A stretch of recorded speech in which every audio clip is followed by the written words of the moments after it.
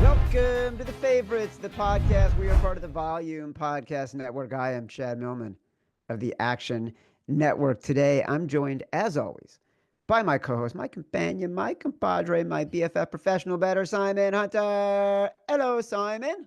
Chad, how we doing? Dude, May 1st. You know what that means. The calendar turns.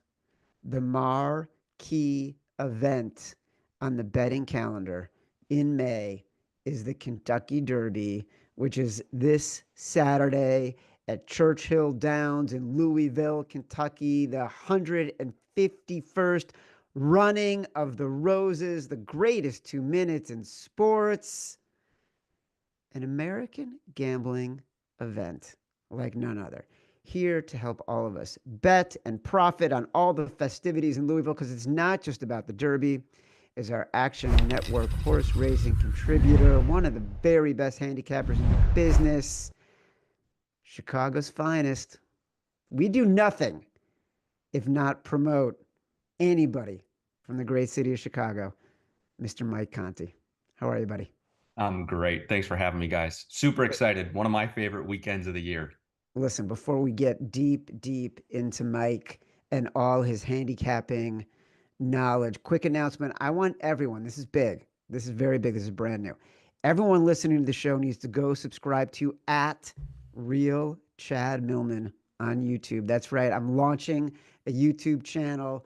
We're going to air clips from the favorites. We're going to air the show live there. It's going to simulcast on Action and on @Real Chad Millman. We're going to have clips on a regular basis. I'm going to react to news and info from the betting world. I'm going to throw up opinions. I'm going to share nuggets from the book I'm reporting, which anybody who likes anything about sports betting is going to enjoy. Like the nugget I had the other day. Why do people call it handicapping? Go subscribe to @Real Chad Millman. We are just launching it. Get after it. I will remind you often @Real Chad Millman. Mike, we talked about this on the show the other day.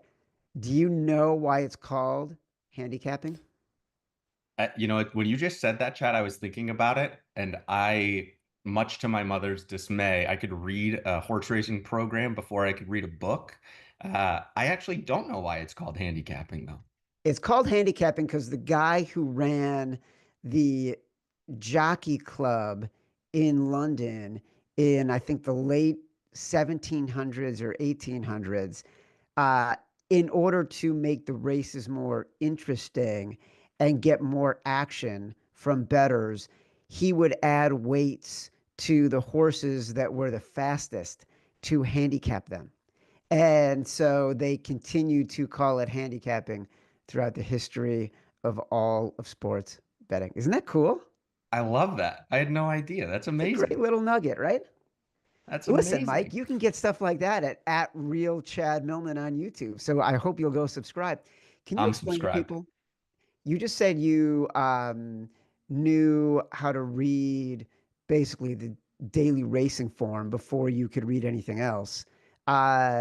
Explain how that happened. Yeah. So growing up, my father owned a sports bar in New Haven, Connecticut.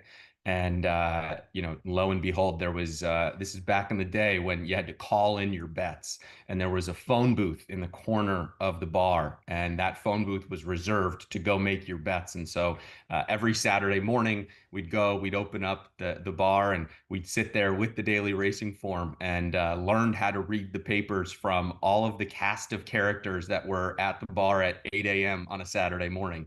And that was my first kind of soiree into horse racing.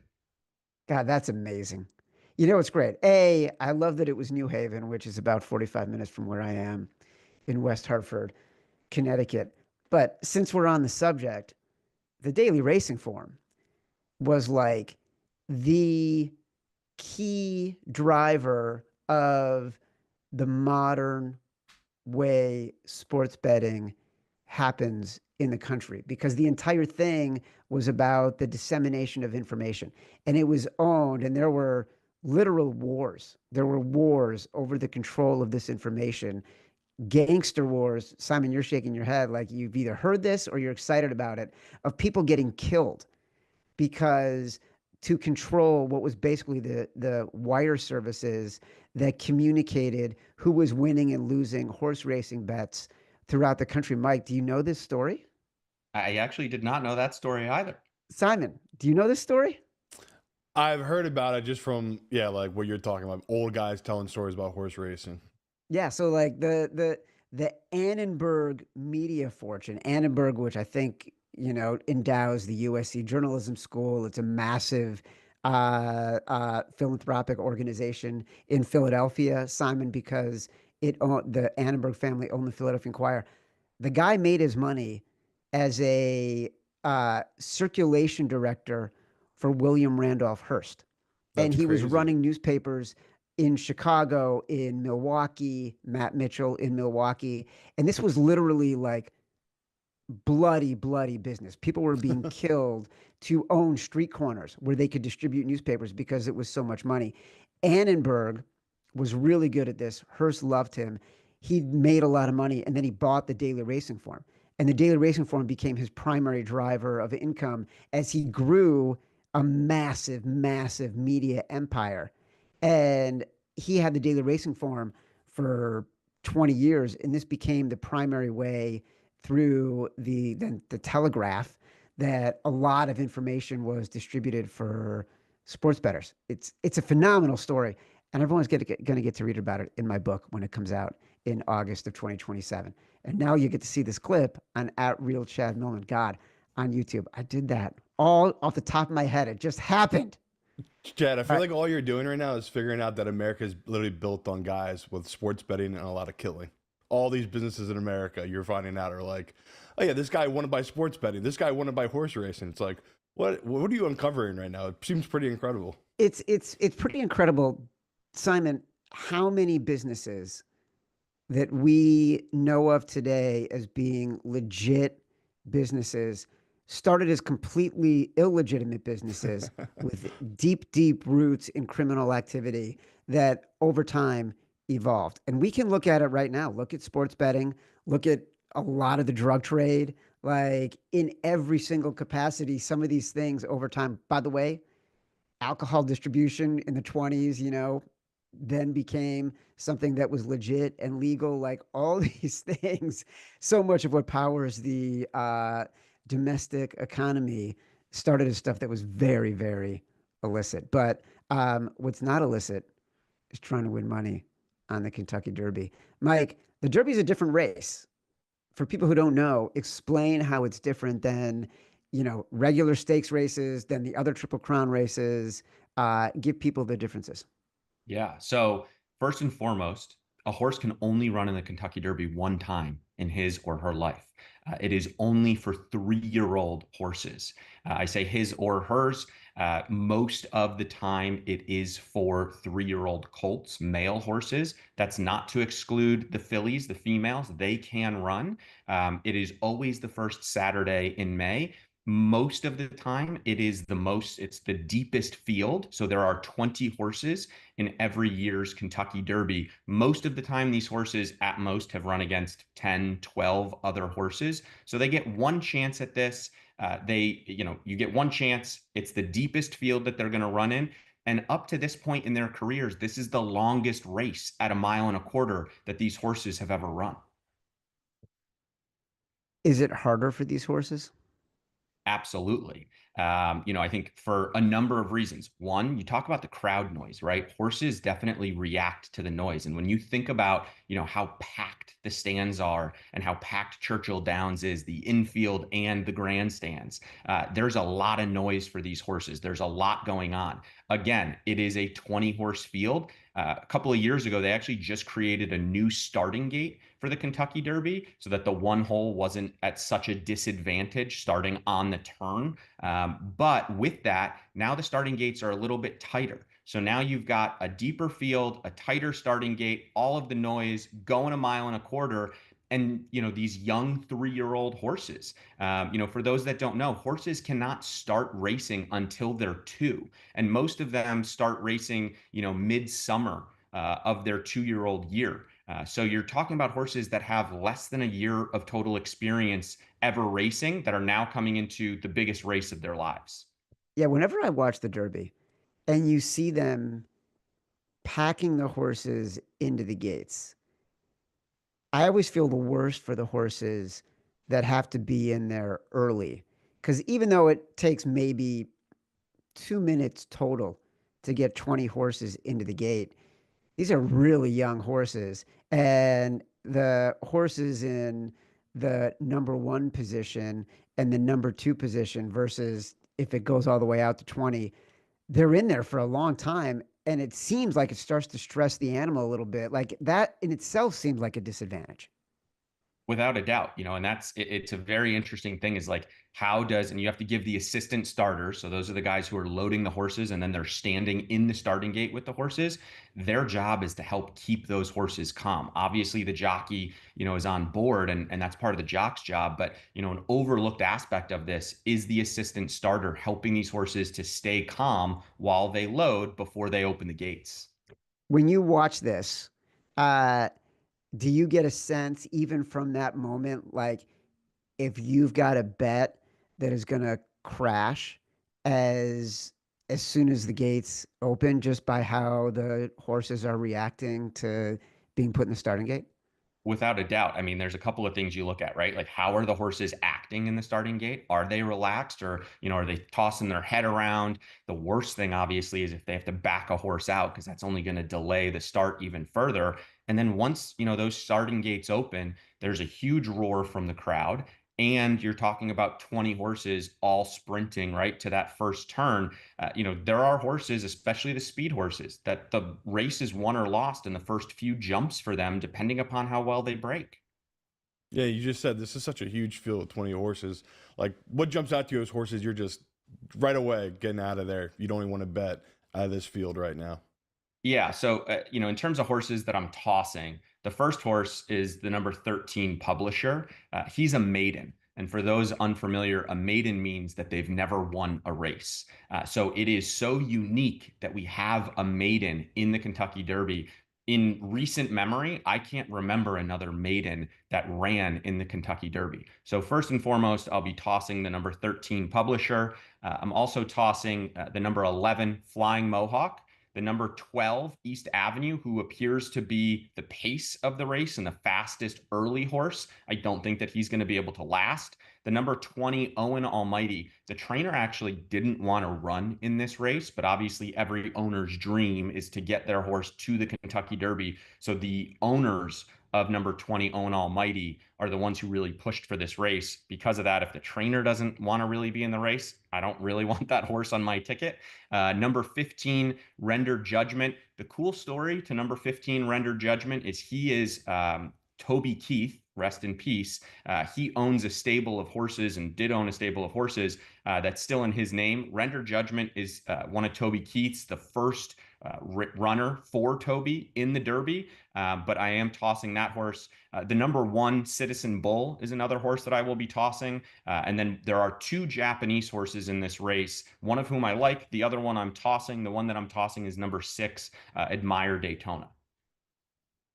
Bob Baffert coming back, been away a while. What do handicappers think about Baffert? What do they think of his history, both the good and the bad? For those who don't know, Bob Baffert, obviously decades long career as a legendary trainer, winning Triple Crown races, but also suspended the past few years because of because he was drugging horses. Is that right? Am I allowed to say that? Yeah. Yeah. Okay. Yeah. Because he was drugging horses. So this is his first year back. Uh, do you have an opinion on Baffert as a trainer, both the good and the bad? Look, so Baffert's got 2 horses in here. One of them is one of the horses that I'm tossing, number 1, Citizen Bull. The other one we'll talk about in a little while is number 4, Rodriguez. Look, like you said, Chad, Bob Baffert is one of the greatest horse trainers of all time. He's had 2 Triple Crown winners in terms of winning the actual Triple Crown, not just winning the Derby or one of the other Triple Crown races. He's a top-notch trainer. Do I love Bob Baffert? No, but he's a trainer that, you know, when he's putting a horse in the race, that the horse is going to most likely be live. And so you've got to consider, even though I'm throwing out one of his two runners in here. Here's a random question. Can you make a living as a handicapper of horses these days? There are people that do.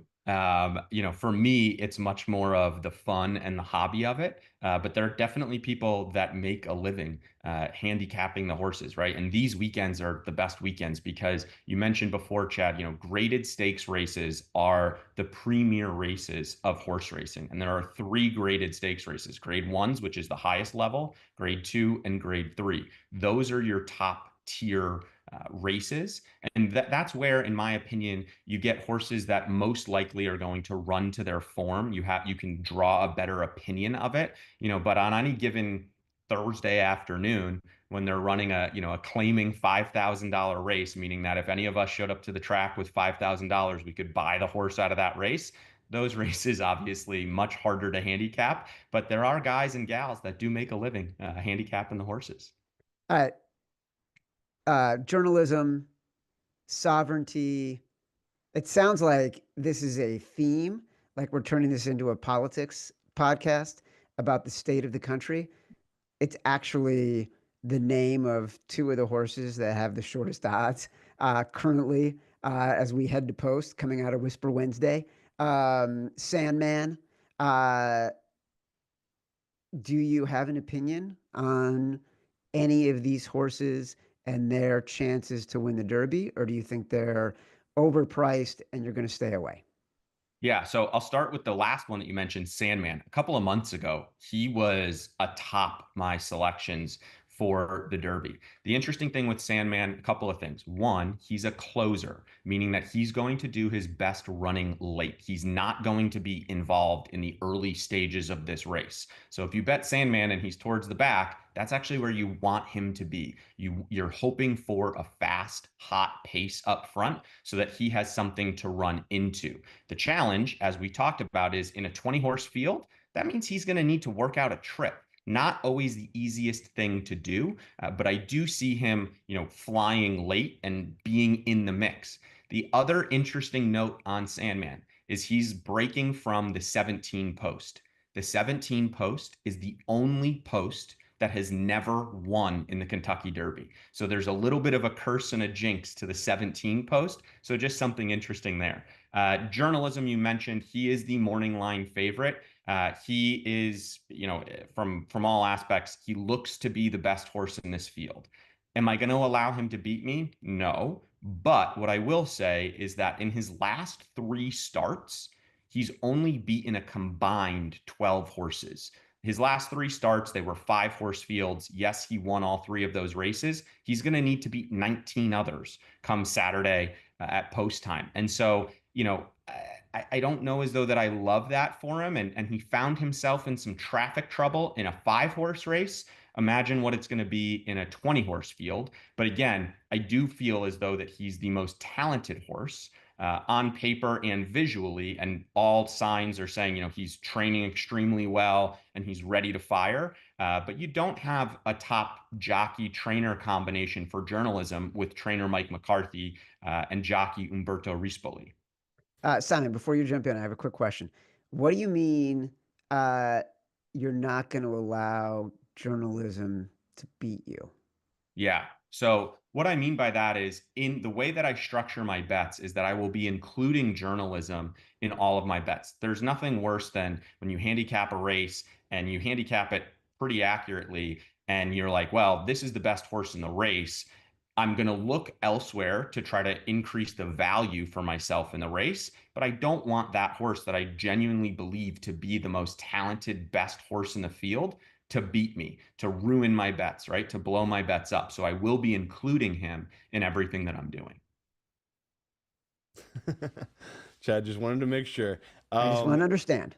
Yeah, and it's interesting too. The Derby, the last 3 years, we've had some long shot horses win. Do you have any bets for this season, like long shots you're taking a shot on, or do you think it's gonna be heavily chalk this year? Like we're due for some chalk in the Derby. I mean, that's the one year I remember, Chad, was the year I think that was the same year we went down to Kentucky ourselves. The guy was like added that day, won the Derby.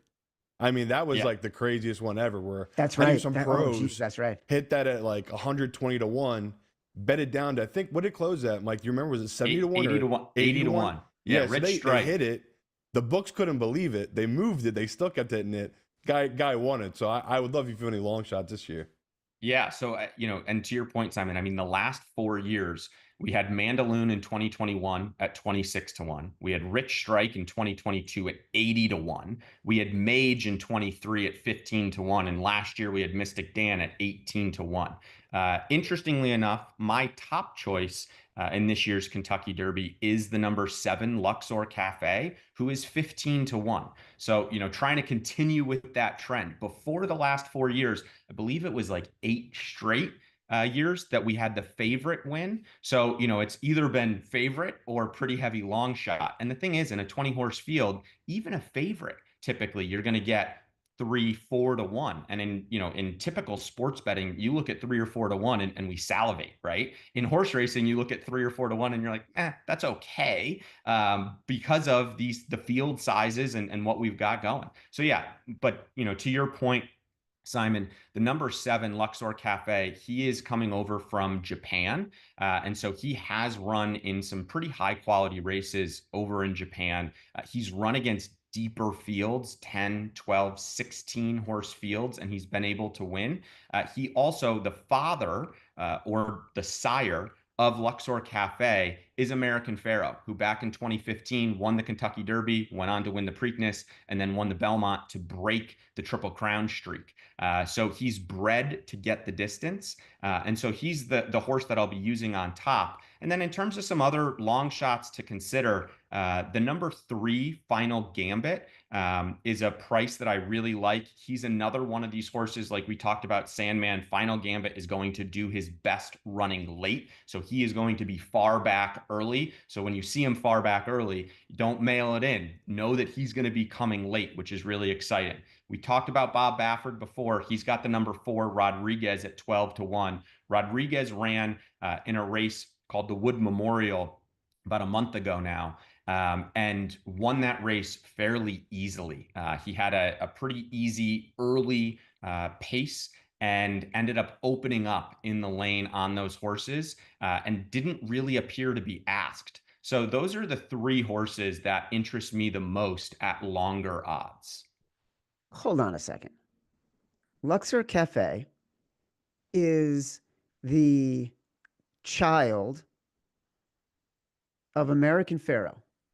How many children of American Pharoah have run in the Triple Crown since a 3-year-old, since American Pharoah could have sired a 3-year-old, which would have been 18 or 19. So the past 6 years, have any children of American Pharoah run in the Triple Crown? I do not believe so. How is this not a bigger story? I agree. And, it was funny because when American Pharoah first went to be a sire and in the breeding shed, he had one of the highest prices in order to breed to him. That price has come down because none of his offspring have won one of these 3 Triple Crown races. So it's only a matter of time before we get an American Pharoah sired horse to win the Triple Crown. I loved American Pharoah when he won in 2015. So again, definitely not going to miss out when you have a horse at 15 to 1 like Luxor Cafe. Do we have any idea how much Luxor Cafe cost to be made? Let's see. Let's see if they have it listed. No, because it was a private purchase, so don't know how much it cost to acquire. How much was Luxor American Cafe. Pharoah getting per pop? So when he was first in the breeding shed, it was like $150,000 per live offspring for American Pharoah. It's now down under 100,000, but it's still crazy to think just to breed 2 American Pharoah that you're spending that kind of money. I feel like for me to get my kids off my hands, I might have to pay someone $150,000. In fact, if we're talking about college, it's more than that. Like usually double. So that's quite that's quite the package for American Pharaoh. Simon, it's pretty good. Yeah, not a bad stud fee, but it's also pretty interesting the fact that what you just brought up, it's like genetics, no one's cracked the code. They're just it's still doing the same thing they did, back when they first established breeding horses in what is it, Saudi Arabia? Who takes crown? Like is that who they take. So it's just funny that it's been thousands of years, Chad, and it's still the same old nothing's changed. Dude, you're not joking. Literally, I did this story for Sports Illustrated in 1998. Okay? Like Mike played football at Ithaca. And this is like when Mike was still playing Pee Wee in in New Haven. But which is probably a rough Pee Wee league, if I gotta say. But like I went out to Simon, a horse farm in outside Philadelphia. Cause like there's a ton of farms with horses outside Philly. And the story was all about humans as runners, especially in speed races, have been able to evolve over the 100 so years that people have been running the 100-meter dash or whatever it is. Like they have gotten faster, right? They've improved their training, they've improved their form. Bodies have evolved over time to allow humans to run faster. Horses basically run the same, and nothing has changed in the evolution of horses. Mike, do you have any idea why that is? Like, not to put you on the spot as sort of an equine specialist, but isn't that strange that, to Simon's point, nothing in this sport has changed? They cannot figure out how to draft a quarterback. They cannot figure out how to make a Triple Crown winner, and they cannot figure out how to get these horses to run faster. Chad, it really is. It's wild. One of my favorite horse racing movies, Secretariat. So Ogden Phipps, who is, a predominant horse breeder and owner, in the movie, he talks about, and obviously based on, real life, he talks about when Penny Chenery acquired Secretariat. There was a coin flip that they did to choose. There were two horses that they could choose from between Ogden Phipps and Mr. Chenery's farm. And Ogden Phipps chose the horse that was bred to get the distance, that was bred to be this great horse. Yet Penny wanted Secretariat. She got him by luck of a coin flip. And Ogden Phipps, sat there and he said in the movie, it was something, I forget the exact line, but it was something like, the best looking horse, the prettiest horse in his barn, but, couldn't outrun his accountants. And so there's just so much that goes to chance when you're talking about, breeding these animals. And at the end of the day, you have to remember they are animals. We don't always know what's going on. They can't speak to us, obviously. So it is just such an interesting phenomenon to think about. My favorite horse racing movie is Seabiscuit. And I happened to see Seabiscuit like right after I think our first son was born. And there's like some child related tragedy in the movie. I don't want to ruin it for people who over the past 20 years haven't seen it. Mm-hmm. And my wife and I, it was the first night out after we had our kid.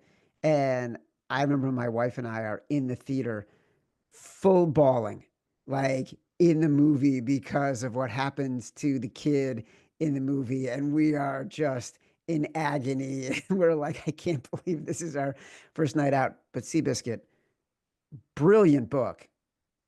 Great movie. Simon, do you have a favorite horse racing movie? Well, I was gonna say, is Seabiscuit, is that the anomaly of like a horse that genetically had a huge heart?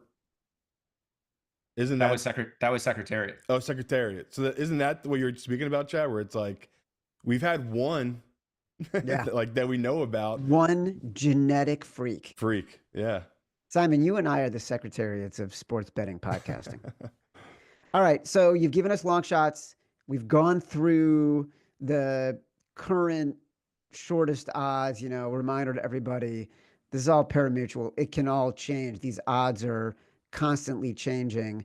Mike, one of my favorite sayings in all of sports betting, it's becoming less and less relevant, is Whisper Wednesday. For those who don't know, it's sort of after horses have had a couple days of running and training and practice at the Derby, sort of around the stables, all the handicappers start talking on Wednesday. That's a really important day for practice runs. And so odds start to change more aggressively. Have you heard anything about horses that are getting whispered about that hadn't otherwise been?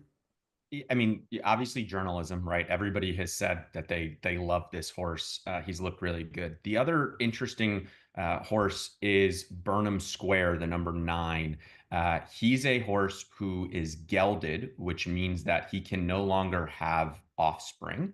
You can surmise what that really means, but he can no longer have offspring. He's been gelded, yet he has still been, as they've been saying, kicking the barn doors down. He is a somewhat of a quirky horse, but one who just loves being out on the track. So there has been some talk about how he's been training. He's a very aggressive horse, but a lot of the reports are coming back that journalism looks fantastic, has been training great, and there are a lot of people that are very high on this horse. All right. So, we can bet journalism by Saturday. He'll probably be down to 2-1. So let's have a little bit of fun. You don't have to bet just, win, play, show. You don't have to bet on one horse to just win. There are a lot of exotics you can bet in any horse race, but obviously more people paying attention to the Derby. Give us some ideas on what you would bet for exactas, trifectas. You just talked about how you'll keep journalism in most of your bets so you can't get beat by it. But explain a little bit of what that means if someone's just listening in, and then what kind of boxes you would put together.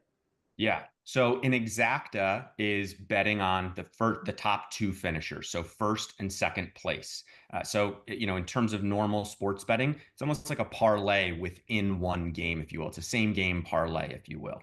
And so an exacta, the first 2 finishers, and again, as you mentioned, Chad, you can choose multiple horses in each spot in first and second. So the way that I'm going to build my exacta this year is I'm going to have the number 7 Luxor Cafe and the number 8 journalism in the first place spot. And then in the second place spot, I'm going to have the number 3, who is Final Gambit, the number 4, who is Rodriguez, the 7, Luxor Cafe, the 8, journalism, the 10, Grande, and the 17, Sandman.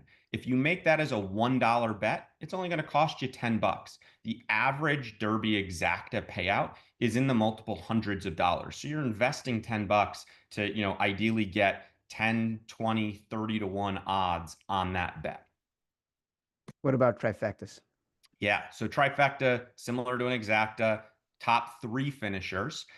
This you can do for a 50-cent base bet. So my trifecta ticket is going to look like this. It's going to look like 7, 8 in first. In the second position, it will be 3, 4, 7, 8, 9, 10, 17, 18, 19.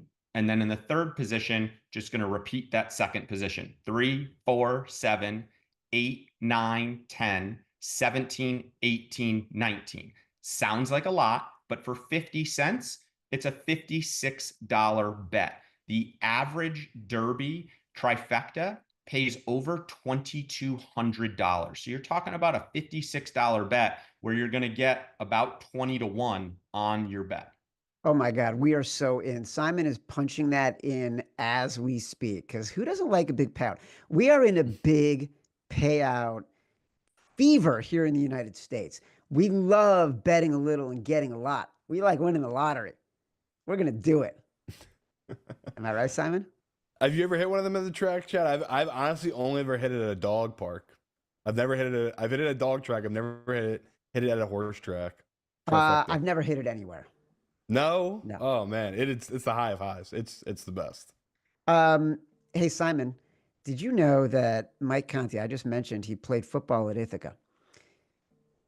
We here at the Favorites want to shout you out because you are a sports legend. Back in 2011, you had an 88-yard pick six to become the first player in Ithaca Bombers football history to score 3 defensive touchdowns in your career.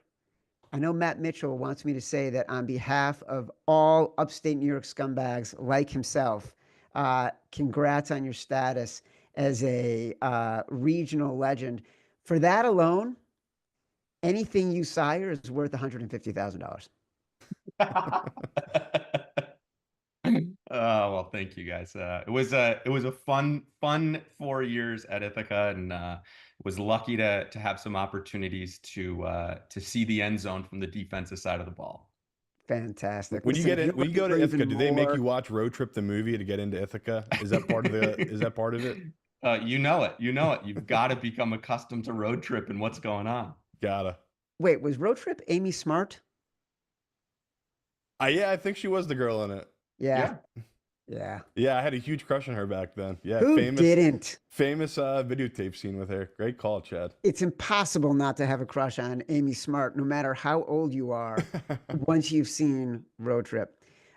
Listen, if you're looking for even more Derby coverage, check out the betting preview of the Action Network podcast with Mike and our longtime horse racing handicapper, Sean Zerillo. That's available now. Also, don't forget, go subscribe at Real Chad Millman on YouTube. Simon and I will return with our next episode of The Favorites Tuesday on the Action Network YouTube page. Download from Spotify, Apple Pods, wherever you get your pods. Rate, review, subscribe, leave us 5 stars, say whatever you want. Feedback is a gift. Until next time, love you.